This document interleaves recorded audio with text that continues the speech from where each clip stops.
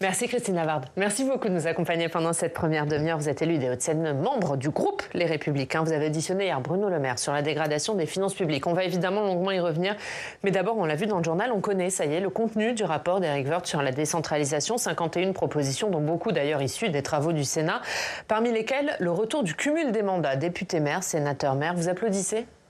En tout cas, c'est un constat, je pense, qui est assez alors, pas unanimement partagé, puisque j'ai vu qu'on retrouvait un clivage un peu droite-gauche.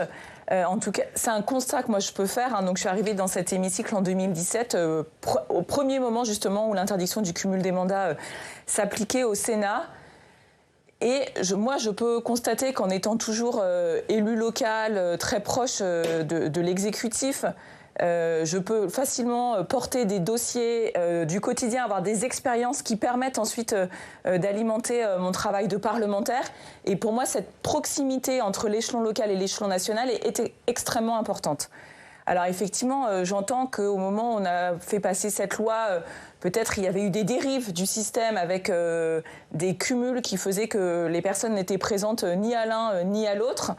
Ce que je voudrais aussi remarquer, c'est qu'on a interdit les cumuls, on va dire les plus visibles, mais on ne s'est jamais intéressé en fait après au cumul entre présidence de nombreux SEM, de syndicats, qui en fait entraînent la même charge de travail, entraînent à la rigueur parfois des cumuls d'indemnités aussi importants. Donc il faut mettre à plat tout le système. Et il y avait un peu de démagogie dans cette réforme. J'allais le dire. Et j'allais le dire, arrêtons la démagogie sur ce qui est visible, pour vraiment avoir une réflexion d'ensemble. Et il me semble vraiment pertinent de revenir sur un cumul qui doit être encadré pour ne pas revivre ce qu'on a pu constater dans le passé, mais ce qui permettra quand même de renforcer le lien entre le local et le national.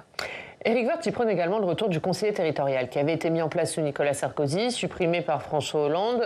En gros, c'est conseillers départementaux, conseillers régionaux qui sont fusionnés. Il faut y revenir à ça ? En tout cas, ça n'a jamais été mis en place puisqu'on n'a jamais voté pour un conseiller territorial. Moi, ce que j'observe, et alors encore plus particulièrement dans le périmètre de la métropole du Grand Paris, c'est qu'on a tellement de strates qu'on ne sait plus trop qui est compétent sur quel sujet, où tout le monde est un peu compétent sur tout. Donc, d'ailleurs, on le voit pour des choses très pratiques. Demande à un maire combien de dossiers il envoie quand il veut obtenir des financements pour un équipement public. Il écrit à tout le monde, ne sachant pas trop qui peut lui apporter une subvention. À la fin, il récupère des broutilles de chacun. Il faut mettre un panneau énorme pour dire cet équipement a eu le soutien de. Voilà, et demander surtout aux citoyens dans la rue où ils habitent, qui exercent telle compétence, ils ne le savent même pas. Enfin, j'ai fait le test il n'y a pas très longtemps devant des étudiants en master de finances publiques. Et je leur demande, donc parisiens, je leur demande, donc vous habitez dans quelle commune ? Ça, ils savaient répondre. Ensuite, je leur demande, vous habitez dans quel établissement territorial ? La personne ne savait. Je leur dis, est-ce que vous avez déjà observé qui ramasse vos poubelles ? Donc je me suis dit, d'accord. En fait, on est vraiment. C'est tellement complexe qu'on en a perdu un lien entre le citoyen et les instances qui le gouvernent. Donc, si on peut mettre un peu de rationalité et simplifier pour le citoyen qui est responsable de quoi avec ce nouveau conseiller territorial, j'y suis favorable. Alors, parler de la métropole du Grand Paris, Éric Woerth lui préconise de la supprimer, cette métropole du Grand Paris, et de faire à terme de l'Île-de-France, je le cite, une région métropole. Vous êtes d'accord avec ça ? Complètement. C'est des dispositions sur lesquelles, depuis que je suis arrivée au Sénat, je plaide pour. Parce que dans le quotidien, je le disais tout à l'heure, par exemple, les établissements publics territoriaux, ce sont eux qui exercent les compétences du quotidien. Alors, dans des domaines divers, il y a certains établissements publics territoriaux, par exemple, qui gèrent les équipements de proximité, les piscines. La plupart s'occupent de la collecte des déchets ménagers, s'occupent de l'entretien de la voirie. Et malheureusement, avec la création de la métropole du Grand Paris, ces entités qui n'ont plus de pouvoir de fiscalité n'ont en fait aucun dynamisme de recettes. Donc eux, ils ont des charges qui sont croissantes et on l'a particulièrement vu au moment de la crise de l'énergie et ils ont des recettes qui sont complètement atones. Et pour autant, c'est vraiment eux qui font des choses au quotidien pour les citoyens, là où la métropole du Grand Paris, et d'ailleurs le rapport Woerth le dit, la métropole du Grand Paris, elle aura fait deux choses depuis sa création au 1er janvier 2016, mettre en place la compétence GEMAPI, donc c'est-à-dire en gros la prévention du risque inondation, et construire la piscine olympique. Ça ne fait pas beaucoup pour plus de 7 millions d'habitants. Un dernier mot, vous qui êtes élu d'Île-de-France, il veut également nationaliser le périph'. Ça, c'est une bonne chose ou pas ?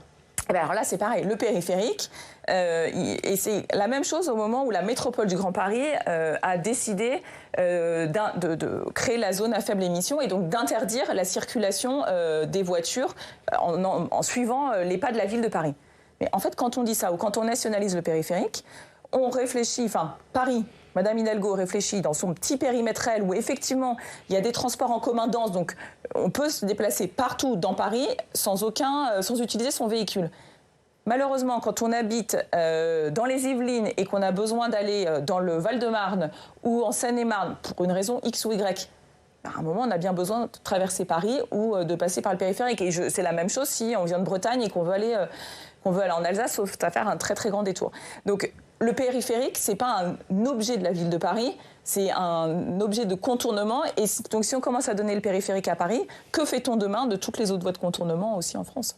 On va parler des finances publiques. Évidemment, c'est un sujet que vous suivez de près. Les finances publiques qui sont dans le rouge. Le chiffre du déficit est loin des prévisions initiales du gouvernement. Alors, y a-t-il une négligence, voire faute de la part de Bercy ? Vous avez auditionné hier le ministre de l'économie, Bruno Le Maire. On va voir les temps forts de cette audition avec Quentin Calmet qui nous rejoint.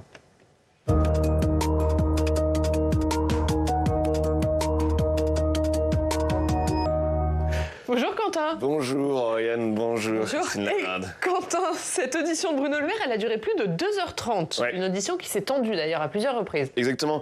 L'atmosphère était électrique, on peut le dire. Hier, ça vous fait sourire. Bon, on va quand même expliquer le contexte. Pour rappel, au mois de mars, l'INSEE a révélé qu'en 2023, le déficit n'est pas de 4,9% comme prévu par le gouvernement, mais de 5,5%. Et un tel écart, c'est une erreur du jamais vu historique hors de période de crise sous la Ve République. Et donc c'est dans ce contexte que le Sénat a lancé une mission flash il y a quelques semaines, une sorte de petite commission d'enquête pour faire la lumière sur ce dérapage des finances publiques. Alors pourquoi l'audition était tendue ? Depuis plusieurs semaines, les sénateurs parlent de gestion budgétaire calamiteuse et suspectent même Bruno Le Maire d'avoir été informé dès la fin de l'année 2023 du dérapage des finances publiques, mais d'avoir caché l'information de façon très solennelle. Le rapporteur général du budget au Sénat, Jean-François Husson, a ainsi parlé de rétention d'informations. Ça, c'était il y a quelques jours. Hier, Bruno Le Maire lui a répondu sèchement. Regardez cet extrait. Cette note du 7 décembre 2023 est signée par le directeur général du Trésor et par la directrice générale du budget. Elle révise à 5,2% la prévision de déficit public pour 2023 en insistant sur les nombreux aléas, je cite, qui entourent cette prévision et en recommandant explicitement de ne pas rendre publique cette évaluation. Monsieur le rapporteur général du budget, je n'accepterai jamais que dans mes fonctions de ministre des Finances, on m'accuse de dissimulation. Il n'est pas recommandé... Si c'est à moi que vous adressez, Monsieur le Ministre, il faut le dire clairement. Voilà, plusieurs reprises comme ça, c'était vraiment tendu entre M. Husson et Bruno Le Maire. Mais donc selon le ministre, il n'est donc pas possible de parler de ce dérapage avant le début du printemps 2024. Ce sont même donc les services de Bercy qui lui conseillent de ne pas le faire. Écoutez en réaction à notre micro le président socialiste de la Commission des Finances, Claude Raynal, hier après l'audition. Lui aussi très critique sur l'action du gouvernement ces derniers mois. Il a dit à Bruno Le Maire en face de lui, il lui a dit directement qu'il n'aimait pas son ton péremptoire. Il nous explique.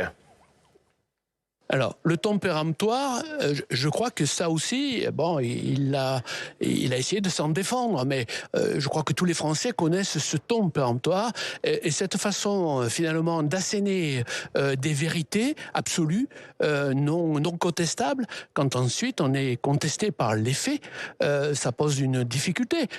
Alors, à préciser, le ministre s'est tout de même montré conciliant sur plusieurs points. Il a par exemple proposé au président de la Commission des Finances, aussi au rapporteur général, d'avoir accès à certains instruments de pilotage interne à Bercy et même à certains documents, mais sous certaines conditions à négocier avec eux. C'était donc une audition parfois tendue. Vous êtes d'accord, Christine Lagarde, le ministre de l'économie et des finances n'a pas aimé que le Sénat enquête sur ce dérapage des finances publiques, c'est ça ?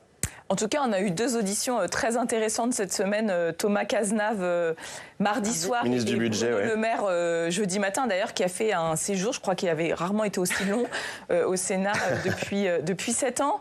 Et des vraies parties de ping-pong, en fait. Chaque partie jouant le point jusqu'à la fin. On n'est pas habitué à avoir des auditions aussi... Voilà, on rentre vraiment dans le détail et dans le fond de chaque question. Alors effectivement, Bruno Le Maire est venu avec sa ligne de défense très bien préparée, argument contre argument. Moi, ce qui m'inquiète surtout, parce que si je prends sa défense, il nous dit, si j'en crois l'ensemble des documents qui m'avaient été transmis, notamment par la Direction générale du Trésor et la Direction du Budget, j'avais 300 millions d'excédents de recettes, on va dire à début décembre, et de manière prudente parce que j'estimais qu'il y avait une très forte incertitude sur l'impôt sur les sociétés, ce qu'il avait dit avant où on escomptait, les prévisions faisaient état de moins 700 millions d'euros. Je décide, au moment du projet de loi de fin de gestion, d'annuler 500 millions. Donc si on avait potentiellement plus 300, qu'on en annule 500, sans preuve, c'est qu'on avait entre guillemets 800 millions d'euros de cagnotte. Et on arrive au mois de mars avec un écart qui est beaucoup plus important. Donc ce qui m'inquiète, c'est qu'en fait, on a quand même un problème de prévision et de remontée de l'information sur des sommes considérables qu'on n'est pas prêt de pouvoir améliorer. Parce que moi, j'ai posé la question vraiment au ministre. Je lui ai dit, mais avec les outils informatiques dont on dispose aujourd'hui, alors que la France se veut leader de l'intelligence artificielle, comment se fait-il qu'on n'arrive pas à remonter en temps réel ce qui est déclaré, encaissé dans les directions départementales des finances publiques et qu'on les agrège au jour le jour pour avoir un tableau de bord national ? Et là, quand il me dit ce serait possible, mais ça nécessiterait un très lourd changement de système informatique, je me dis que ce n'est pas l'année prochaine qu'on va améliorer notre prévision. Alors, certes, il s'est effectivement engagé à communiquer au rapporteur général, à condition que ce ne soit pas rendu public, oui. Les notes, on va dire, mensuelles ou trimestrielles qui sont réalisées par les services de Bercy. Bon, très bien, mais comme on ne pourra pas en faire état, ça sera difficile. Mais non, mais Quentin, je vous donne une question là-dessus, justement. Oui, j'avais une question qui était prévue plus tard, mais je vais vous la poser tout de suite. Est-ce qu'on est sûr qu'un tel écart entre prévision et ensuite le chiffre de l'INSEE, ça ne se reproduira pas, même d'ailleurs dès cette année ? Alors, de toute façon, là, on parle des recettes. On a aussi un problème sur les dépenses, parce qu'après, en fait, tout ça, la question, c'est de savoir où va être le déficit. Aujourd'hui, si moi, vous me demandez quel est le budget réel de tel ou tel ministère, je suis incapable de vous répondre, même pour le ministère que je suis en particulier, celui de la transition énergétique. Parce que si vous observez bien, à la fin de l'année, au moment du projet de loi de finances, on a voté des reports de crédit au-delà de ce qui est prévu classiquement par la LOLF, dans des montants parfois considérables. Oui. C'est-à-dire que ce sont des montants qui ne sont pas consommés, qui ne sont pas utilisés par les ministères. Qui n'étaient pas consommés en 2023, donc on ne les a pas annulés, on les a reportés sur 2024. Donc ils sont venus s'ajouter aux autres crédits que le Parlement avait votés. Au mois de février, on a eu ces 10 milliards annulés par décret, très bien, mais depuis, les crédits sont gelés en plus. Sauf que nous, Parlement, on ne sait pas quels sont les crédits gelés dans chaque ministère. Donc ce que je sais juste, c'est que quand on interroge des fonctionnaires de terrain qui, eux, doivent gérer des politiques publiques, dans leur tableau de bord, ils ont la ligne ouverte. Et puis après, ce qu'ils peuvent vraiment consommer, c'est bloqué. Mais voilà, on n'a pas plus d'informations. Donc, il faut qu'on s'intéresse à la fois aux recettes. Et là, je vous le disais, malheureusement, j'ai l'impression que les outils qui sont en place ne nous permettront pas demain de ne pas revivre la situation de cette année, puisqu'on comprend bien qu'une grosse partie a été liée à l'impôt sur les sociétés et que l'impôt sur les sociétés, comme il y a des stratégies d'optimisation fiscale qui sont permises aujourd'hui par le droit, les entreprises, en fonction de la conjoncture économique... Au dernier moment dans l'année. Exactement, elles peuvent décider de diminuer leurs bénéfices imposables et donc de diminuer les recettes fiscales. Mais dans ce qui s'est passé, dans cet écart entre le déficit prévu et le déficit réel, est-ce qu'il y a une responsabilité de Bruno Le Maire ? Est-ce qu'il y a une faute de sa part ? C'est difficile. Alors, moi, j'ai écouté les uns et les autres. Objectivement, sa défense était bien préparée. Moi, ce que je vous redis, c'est qu'en fait, j'ai du mal je m'intéresse plus, en fait, sur la question qu'on me posait. C'est demain, est-ce qu'on pourra revivre cette situation ? Et moi, sortie de cette audition, j'ai l'impression que oui.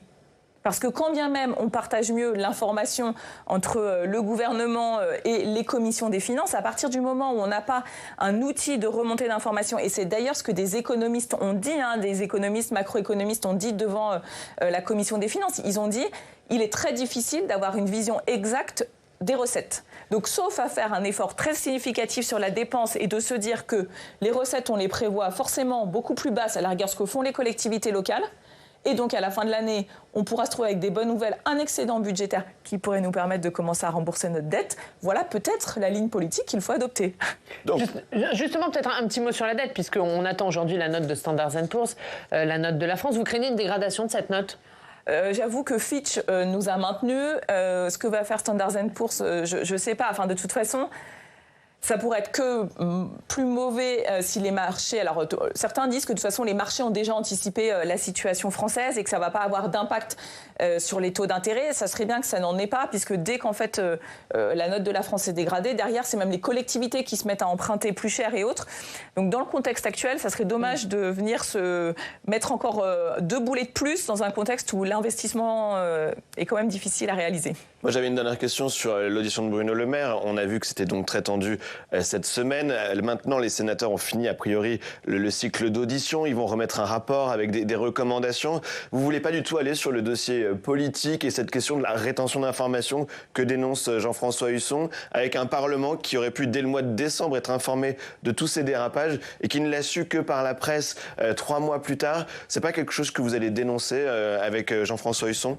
Alors, en tout cas, la rétention d'informations, effectivement, le fait que ces informations n'étaient pas publiques, c'est-à-dire que quand on nous dit on annule 500 millions, on ne connaissait pas le reste, on ne savait pas là où étaient les différences. Donc, effectivement, ça serait juste que cette information, elle soit rendue publique pour que derrière, le Parlement puisse effectivement se prononcer sur l'article d'équilibre en toute connaissance de cause. Sachant qu'à ce moment-là, vous étiez en train d'examiner le budget dans l'hémicycle ici au Sénat. C'est surtout qu'en fait, on a étudié pendant toute cette période 3 textes successifs qui permettaient de revoir les trajectoires macroéconomiques, la loi de programmation des finances publiques, le projet de loi de finances de fin de gestion de l'année 2023 et le projet de loi de finances pour 2024.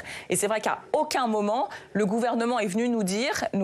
Voilà, de manière explicite, on a des grosses incertitudes sur les encaissements des entreprises, sur les particuliers. On observe que les recettes finalement sont plus importantes que prévu. Et si on se souvient un peu de l'histoire en arrière, quand on avait débouclé l'année 2022, là cette fois-ci, ça avait été la bonne surprise.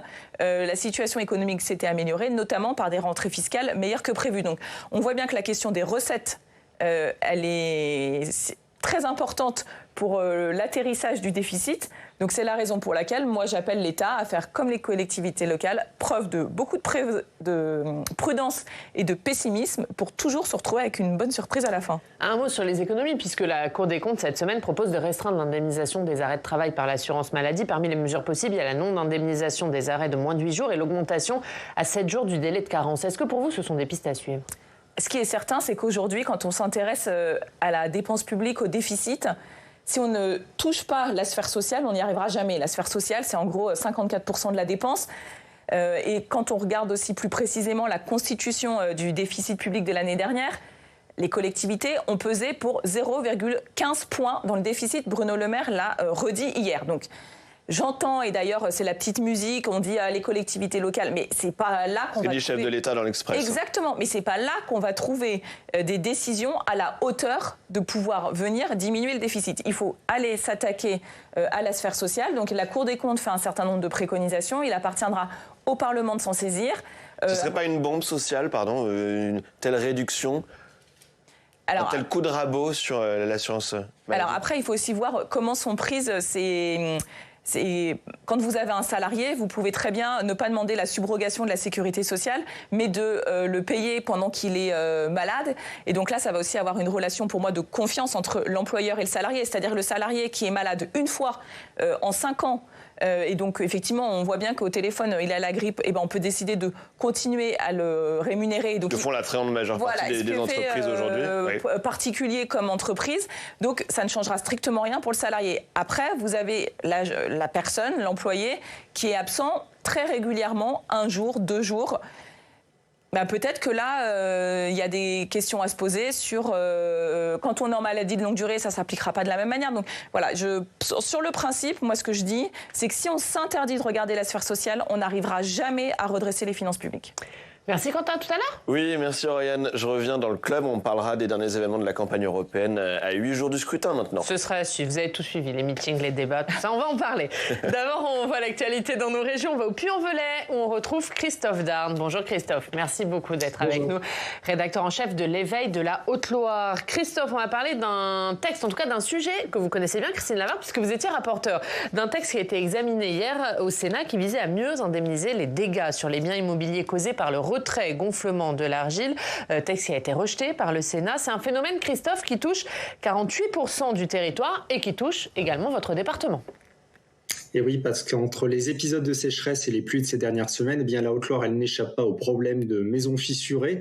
Surtout, ce phénomène, il s'accentue depuis quelques années avec un nombre de victimes en forte augmentation de ce qu'on appelle le retrait-gonflement des argiles. Pour ces propriétaires, eh bien, ce sont des maisons lézardées, des désordres sur la structure même des habitations qui peuvent aller jusqu'à rendre ces logements parfois inhabitables. Et puis surtout, pour beaucoup, c'est un vrai combat pour être indemnisé. Alors vous le disiez, Oriane, le Sénat a rejeté hier la proposition de loi de Sandrine Rousseau qui visait à faciliter l'indemnisation de ces sinistres. Christine Lavarde, vous avez notamment pointé du doigt le risque avec cette loi de mettre en péril le marché de l'assurance et l'équilibre du système d'indemnisation.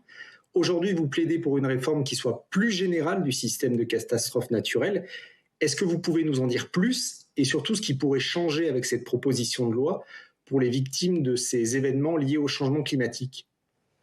Merci. Alors, je suppose que j'ai 30 secondes pour parler d'un sujet qui est extrêmement... Vous avez 2 minutes. Extrêmement compliqué, parce qu'aujourd'hui, le régime d'indemnisation des catastrophes naturelles, c'est un régime qui est très particulier à la France, qui a un équilibre entre le secteur privé et le secteur public, et qui fait appel en dernier ressort, en cas d'événement extrême, à la garantie illimitée de l'État. Donc, c'est-à-dire que l'État vient payer tout ce qui ne peut plus être supporté par le système assurantiel.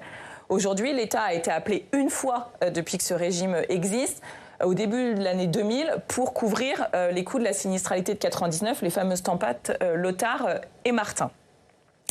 Ce régime, il est financé par vous, par moi, c'est-à-dire par toute personne qui possède un contrat d'habitation ou un contrat automobile. Donc, pour faire simple, un foyer payé en 2024 autour de 22 € par an pour financer ce régime. À partir de 2025, il va payer 40 € par an.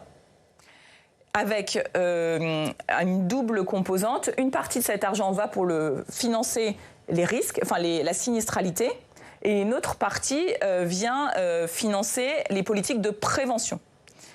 Aujourd'hui, le texte que le Sénat a rejeté hier, en fait, s'intéressait uniquement à un seul des risques qui est dans le régime des catastrophes naturelles, le retrait-gonflement des argiles. Alors effectivement, ce risque a vu ses coûts d'indemnisation augmenter de manière considérable. Pour le dire de manière très simple, depuis qu'il est dans le régime CatNat, donc c'est 1989, entre 1989 et 2020, l'indemnisation RGA a coûté autour de 13 milliards. Les projections disent qu'entre 2020 et 2050, ce sera plus de 40 milliards. Donc on voit bien qu'il y a une multiplication par 3. Ça, c'est les hypothèses moyennes, parce qu'après, comme en assurance, on fait toujours des sensibilités pour les cas extrêmes. Avec une sinistralité qui, par ailleurs, va aussi augmenter sur l'inondation, les écoulements de boue. Donc voilà, il faut prendre le régime dans son ensemble. La proposition de loi de Sandrine Rousseau, à sinistralité constante, elle augmentait le coût de l'indemnisation entre 850 et 1 milliard d'euros par an. Donc on voit bien que là, c'est plus possible, sachant que le régime... Donc ça aurait eu des conséquences pour les assurés. Alors, ça aurait déjà eu une conséquence première, c'est qu'aujourd'hui, le régime des catastrophes naturelles, si jamais, en 2024, là, prochainement, on subit un événement exceptionnel, la garantie illimitée de l'État va être appelée parce que les réserves du régime sont à 0. On a tout épuisé en 2 ans. C'est-à-dire que si on regarde à la fin de l'année 2021, il restait de mémoire 2 ou 3 milliards dans les caisses du régime. Il reste rien, on est à 400 millions d'euros. Donc il reste rien, ça permet juste de couvrir un sinistre d'amplitude moyenne. Donc il y a aujourd'hui un vrai problème de financement, de soutenabilité dans la durée, auquel ne répondait absolument pas la proposition de loi de Sandrine Rousseau. Et puis après, et ça c'est une position que le Sénat prône déjà depuis 2 rapports, une première fois que sur le retrait gonflement des argiles en 2023 et cette fois-ci globalement dans le régime des catastrophes naturelles, il faut absolument renforcer la politique de prévention.